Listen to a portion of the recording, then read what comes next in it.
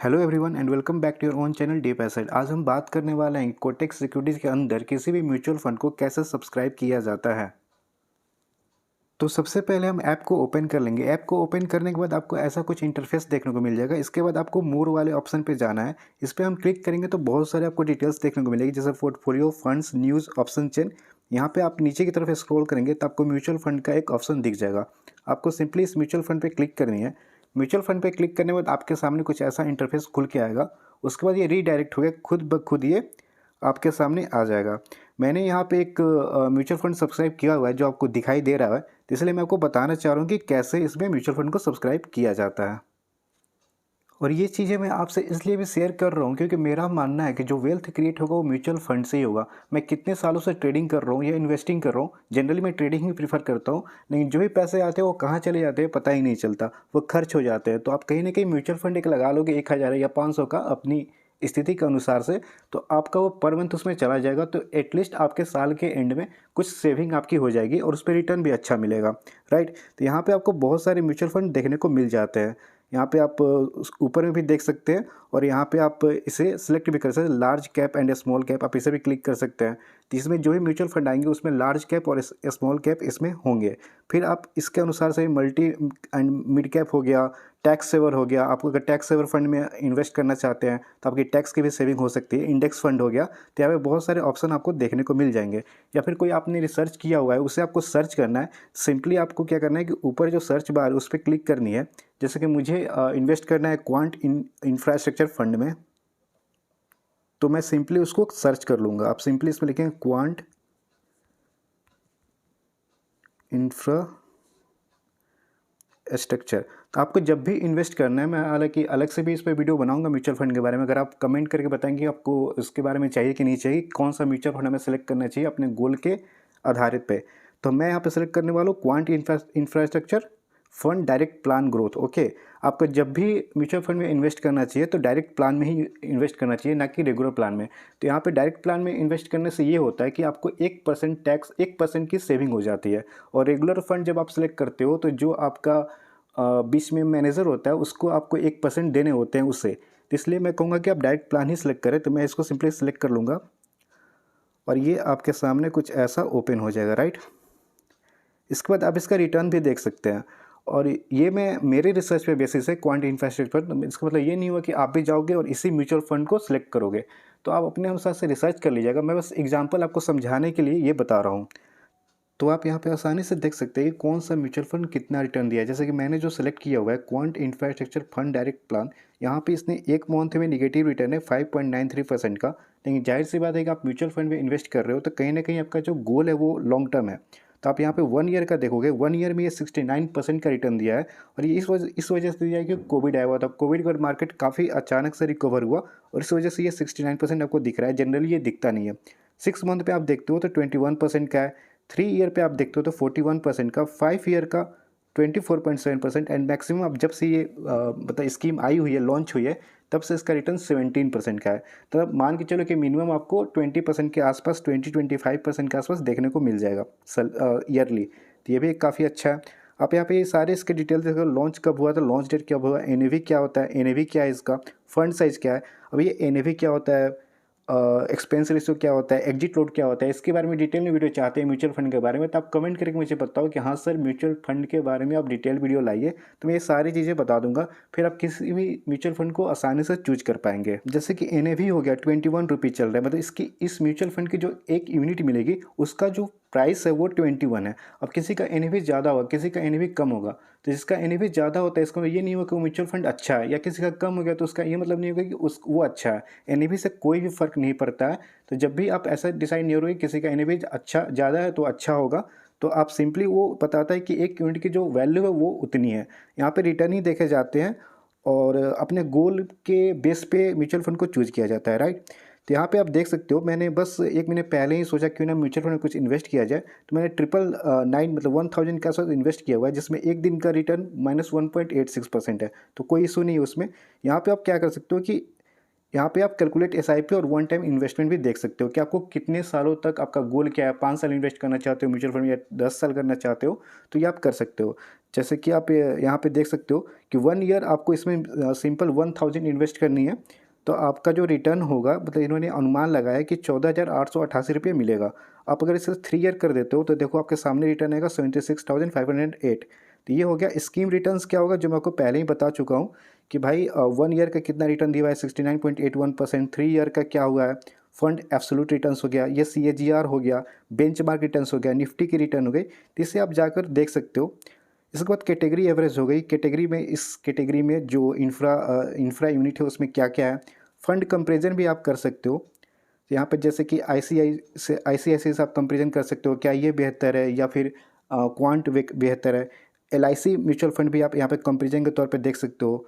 Fund information की बात कर लेते हैं, तो यहाँ पे आपको इस फंड में कम से कम 1000 की ही SIP होगी, 1000 के नीचे से नहीं होगी कोटेक सिक्योरिटीज़ में। हालांकि आप अगर ग्रो यूज़ करोगे तो वहाँ पे शायद 500 का भी ऑप्शन आ रहा है।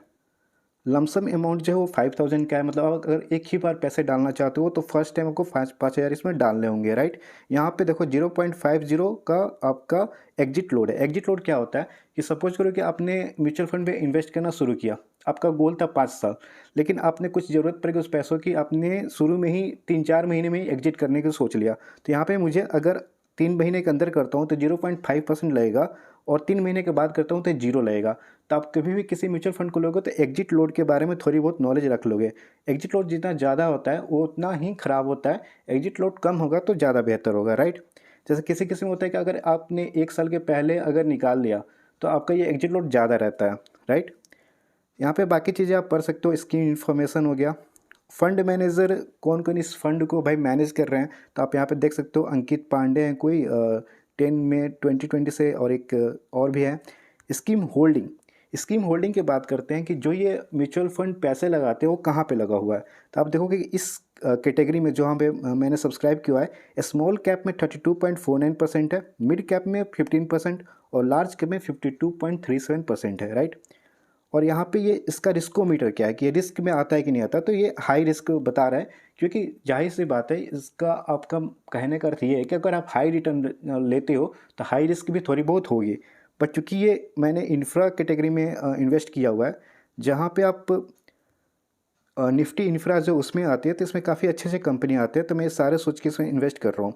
अगर आपने अब किसी दूसरे म्यूचुअल फंड को एनालाइज करनी है तो सिंपली सर्च करो और उसे आप एनालाइज कर सकते हो। इसके बाद सिंपली हम इन्वेस्ट नाउ पे क्लिक कर लेंगे। इन्वेस्ट नाउ पे क्लिक करने के बाद आपको ये बताना होगा कि आपको वन टाइम इन्वेस्टमेंट करना है या फिर मंथली SIP करनी है। तो हमें करनी है मंथली SIP।